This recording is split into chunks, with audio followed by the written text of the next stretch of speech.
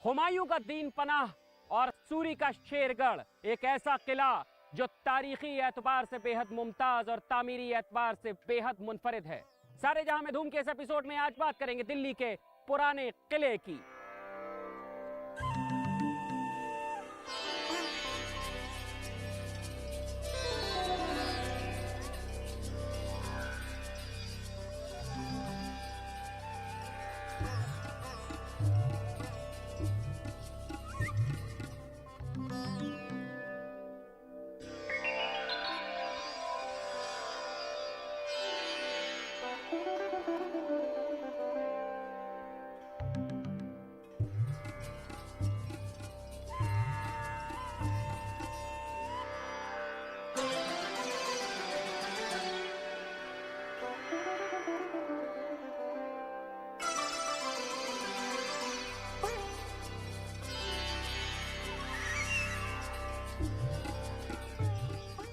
मौजूदा दिल्ली में ring road के करीब ये किला सैकड़ों साल से हर बदलते मौसम और हुकूमतों के उरूजो जवाल का जामिन है। न जाने कितनी बस्तियां आबाद हुई और वीरान हो गई, कितने शहर अपना वजूद खो चुके, लेकिन ये किला वक्त की सितम जरीफियां और मेहरबानियां अपने सीने में दफन किए खड़ा है। इस शहर और इसकी दरो दीवार से पांडव, हुमायूं, शेरशाह सूरी और हिंदू सम्राट हेमचंद्र विक्रमादित्य की यादें वाबस्ता हैं। और किले के अंदर तारीखी इमारतों और बादशाहों के राज दफन हैं। इस किले की तारीख बेहद कदीम है। मुअर्रिखों के मुताबिक जमुना नदी के किनारे जिस जगह यह किला वाक़ है, तकरीबन 5000 साल पहले यहां इंद्रप्रस्थ था। वो कदीम शहर इंद्रप्रस्थ जो पांडवों का बसाया हुआ शहर था। हालांकि तारीख के मुताबिक इसके कोई मुस्तनद सबूत तो नहीं मिलते, लेकिन ये राय आम है कि यहां इंद्रप्रस्थ शहर हुआ करता था। 1554-55 और फिर 1973 के दरमियान खुदाई के दौरान कुछ वाकयात ऐसे मिले जिससे अंदाजा लगाया जा सकता है कि यहाँ इंद्रप्रस्थ रहा होगा।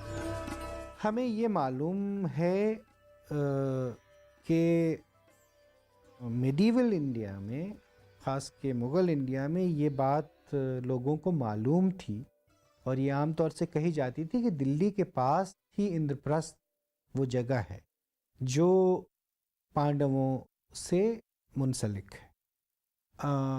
वहाँ किला था या नहीं ये तो किसी को नहीं मालूम, लेकिन ये ज़रूर हमें मालूम है कि जिस जगह पे शेर शाह ने अपना किला बनाया, शेरगढ़ जिसे किला कोहना या पुराना किला कहते हैं, ओल्ड फोर्ट कहते हैं, वहाँ पे इंद्रप्रस्थ था, इसका कहीं एविडेंस नहीं मिलता। ये ज़रूर है कि उसके पास ही कहीं पे था। कुछ लोगों का तो कहना है कि नदी के उस पार था, कुछ का कहना है कि नदी के इस पार था, लेकिन ये कहीं से साबित नहीं होता है, या एक्सकेवेशन से या लिटरेरी सोर्स से, कि जिस जगह शेर शाह ने अपना किला और शहर बनाया उस जगह किसी ज़माने में इंद्रप्रस्थ नाम का किला था। पुराने किले के बारे में कई लेजेंड्स हैं। एक लेजेंड ये भी है कि इंद्रप्रस्थ पांडवों के ज़माने में यही इंद्रप्रस्थ था, यहीं पांडव रहा करते थे। लेकिन ये सब लेजेंड्स हैं, इनका अपना महत्व होता है, सांस्कृतिक महत्व होता है, लेकिन इतिहास इससे अलग होता है। इतिहास हमें ये बताता है कि यह किला शेरशाह ने बनाया था। मुगल बादशाह हुमायूं के दौर में इस किले का जिक्र मिलता है। 1533 ईस्वी में हुमायूं ने किले की तामीर करवाई थी और इसका नाम रखा दीने पनाह। लेकिन हुमायूं को यह किला ज्यादा दिनों तक रास नहीं आया और 1540 ईस्वी में सूरी हुकूमत के बानी शेरशाह सूरी ने दीने पनाह पर हमला कर दिया। जंग में हुमायूं को शिकस्त मिली। शिकस्त खोर्दा हुमायूं को जिला वतन होना पड़ा और साथ ही किले पर शेर शाह का कब्जा हो गया।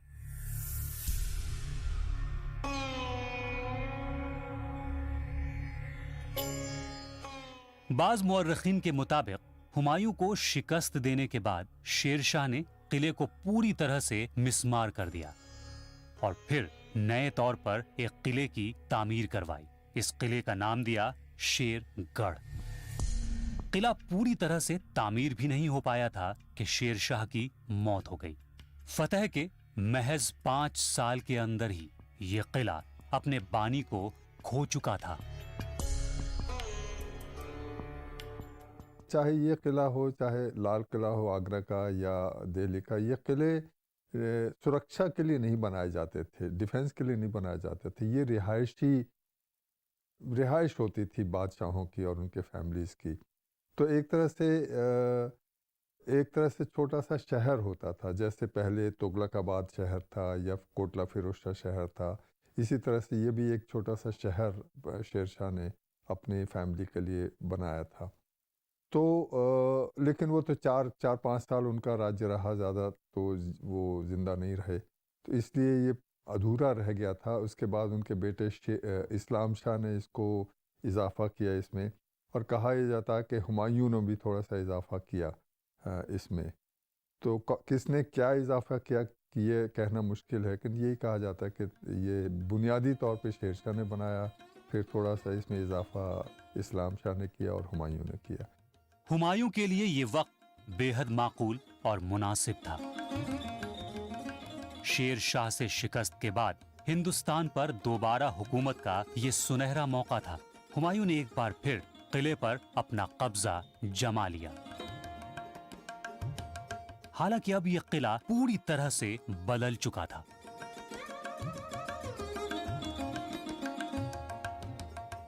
इस किले की चहारदीवारी तकरीबन 1.5 किलोमीटर तक फैली हुई है। किले की दीवार की ऊंचाई 18 मीटर है, जबकि ये इतनी कुशादा है कि आज भी सय्याह इस पर चहलकदमी करते हैं और बाहरी दिल्ली का नजारा देखते हैं।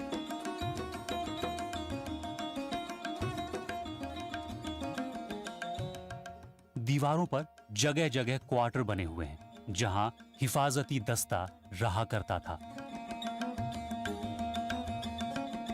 मौजूदा दौर में ये quarter archaeological survey of India की देख रेख में है। दिल्ली के शानदार माजी की अक्कासी करते इस किले में दाखिल होने के 3 दरवाजे हैं। पहला दरवाजा ये मरकजी दरवाजा या बड़ा दरवाजा है, जो किले के मगरिब की तरफ है। किले में दाखिल होने के लिए आज भी इस दरवाजे का इस्तेमाल होता है। दूसरा दरवाजा हुमायूं का दरवाजा कहलाता है, जो किले के जुनूबी हिस्से में खुलता है। मुअर्रिखीन के मुताबिक इस दरवाजे की तामीर हुमायूं ने करवाई थी, जबकि बाज मुअर्रिखीन की ये राय है कि चूंकि यहां से हुमायूं का मकबरा साफ नजर आता है, इसलिए इसे हुमायूं दरवाजा कहा जाता है। किले का तीसरा दरवाजा शुमाल की जानिब है। इसे तलाकी दरवाजा कहा जाता है। यह दरवाजा बंद ही रहता है। इस किले के बारे में आम रिवायत है कि जब बादशाह जंग के लिए जाते थे तो इसी रास्ते जाया करते थे, और फतह याबी के बाद जब वापस आते थे तो इसे खोला जाता था। हकीकत जो भी हो, लेकिन मौजूदा दौर में भी ये दरवाजा बंद ही रहता है। किले के दरवाजों की बनावट पर अगर नजर डालें तो हिंदुस्तानी और इस्लामी तर्ज तामीर की झलक साफ नजर आती है।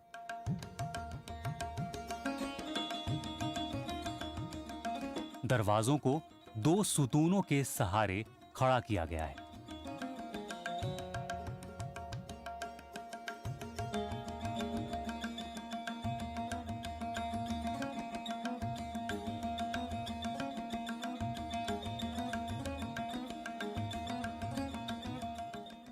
दो मंजिला दरवाजों के ऊपरी हिस्सों पर राजपुताना तर्ज की छतरी बनी हुई है, जिसे नीले टाइल से बड़े ही खूबसूरत अंदाज से सजाया गया है।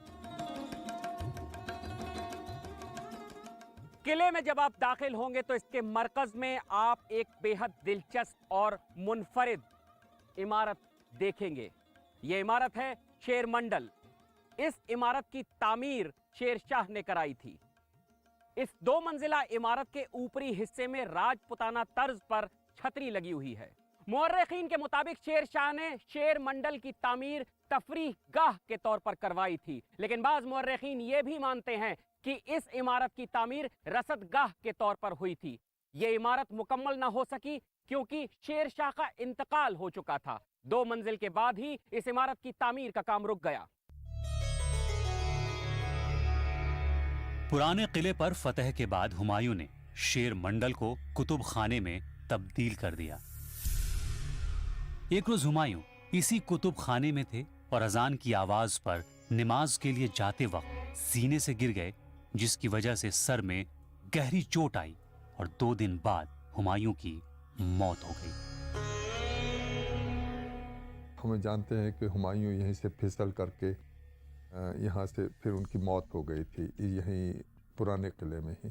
वो ऊपर जा कर के अपनी लाइब्रेरी में कुछ देख रहे थे तो एकाएक अजान हुई और वो नमाज पढ़ने के लिए वहाँ से उतरे और वहाँ पर फिसल गए और वहीं से फिर उनकी मौत हो गई। ये किला जितना कदीम है उतना पुरअसरार भी है। कुछ लोग तो इसे तिलस्मी किला भी कहते हैं। जिसने भी किला बनवाया या फतह किया उसे रास नहीं आया। ये बेहद दिलचस्प और पुरतजस्सुस हकीकत है।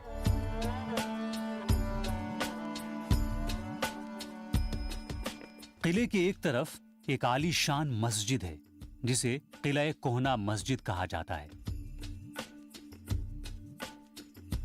यहाँ की दीगर इमारतों की तरह ये मस्जिद भी हिंदुस्तानी और इस्लामी फन तामीर से मुतासिर है।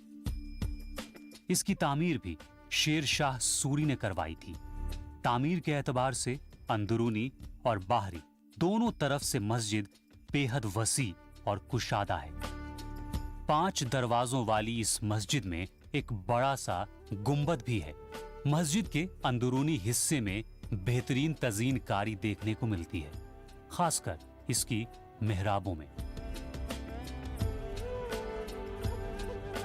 दीवारों में लाल, स्याह और सफेद संगे मरमर का इस्तेमाल हुआ है, जबकि अकबी यानी पिछले हिस्से में खालिस राजपुताना तर्ज की इमारतों की तरह रेतीले पत्थरों के सुतून बनाए गए हैं।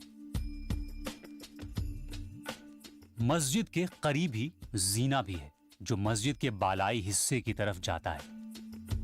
गालिबन ऊपर की तरफ शाही खानदान की औरतों के लिए नमाज अदा करने की जगह बनाई गई हो। मस्जिद के सहन में एक बड़ा सा तालाब नुमा हौज है जिसका इस्तेमाल वजू खाने के तौर पर किया जाता है।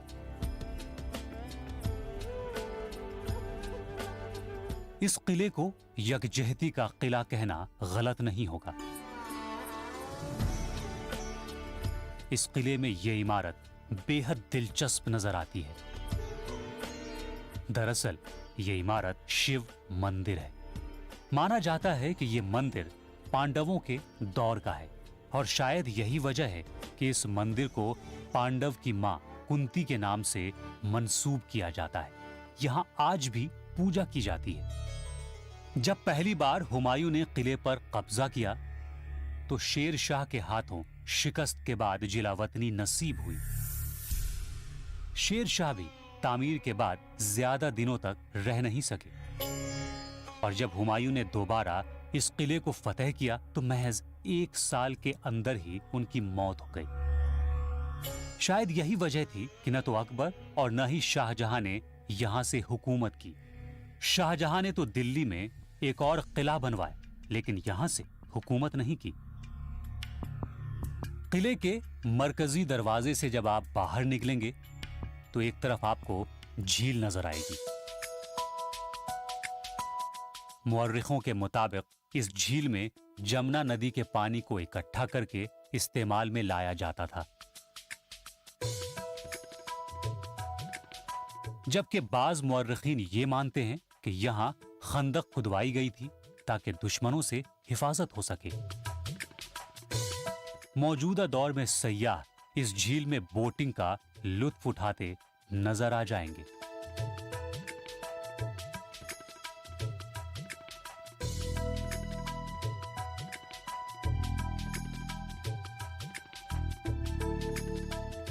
थोड़ा आगे बढ़ने पर आपको एक मस्जिद नजर आएगी। ये खैरुल मनाजिल मस्जिद है। इसकी तामीर 1561 ईस्वी में अद्दम खान की मां और अकबर की मुशीर खास महामंगा ने करवाई थी। किले के अंदर वाक़ मस्जिद कोहना के मुकाबले ये थोड़ी छोटी और नफीस मस्जिद है। इस मस्जिद में सादगी झलकती है। इसका रास्ता बेहद दिलकश है।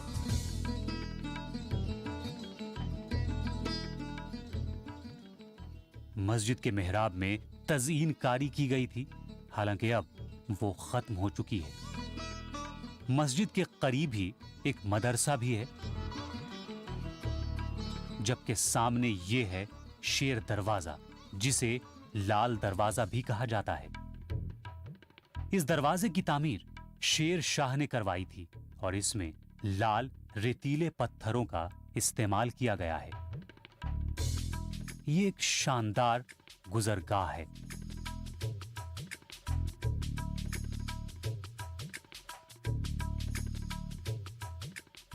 अंग्रेजी दौरे हुकूमत में जब हिंदुस्तान की नई राजधानी नई दिल्ली की तामीर हो रही थी, तो इसी किले से मौजूदा राजपथ और पार्लियामेंट की लाइन खींची गई थी। तकसीम हिंद के वक्त यह किला कैंप में तब्दील हो चुका था और सैकड़ों पनाहगुजी किले में रह रहे थे। आजादी के बाद कई साल तक पुराना किला यूं ही रहा। 1970 ईस्वी में पहली बार नेशनल स्कूल ऑफ ड्रामा के इब्राहिम अल काजी की निगरानी में यहां ड्रामे शुरू किए गए।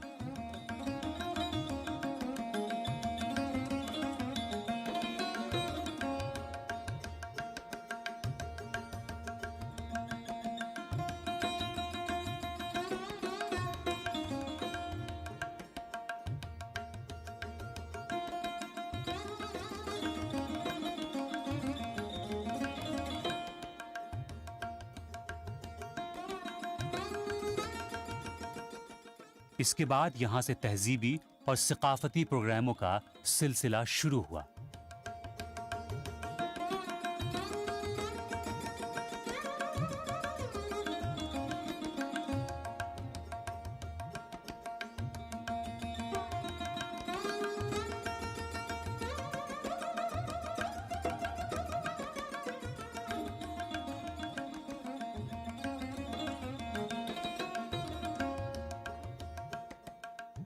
पुराने किले में हर शाम लाइट एंड साउंड प्रोग्राम भी होता है।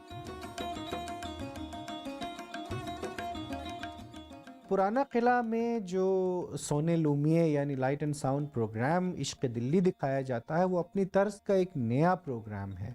वैसा प्रोग्राम हिंदुस्तान में कहीं नहीं है। उसको नई डिजिटल टेक्निक्स यूज़ करके बनाया गया है और उसमें एक इमेज को वॉल पे प्रोजेक्ट किया जाता है, जिसके ज़रिए दिल्ली के मुख्तलिफ शहरों की कहानियाँ किला राय पिथौरा से लेकर के दिल्ली मेट्रो तक बताई जाती हैं 50 से 55 मिनट के दौरान में।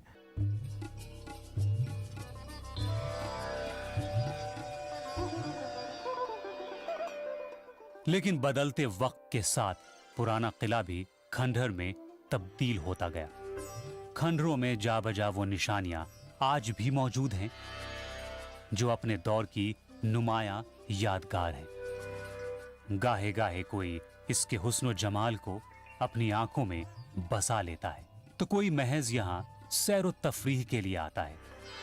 लेकिन ये किला हर किसी के लिए अपने दामन को फैलाए रखता है और यही इस किले की खूबी भी है और माजी की रिवायत भी।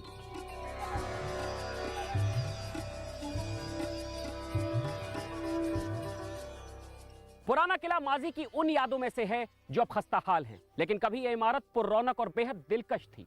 ऐसी और भी कई इमारतें हैं जिनकी सैर अभी बाकी है।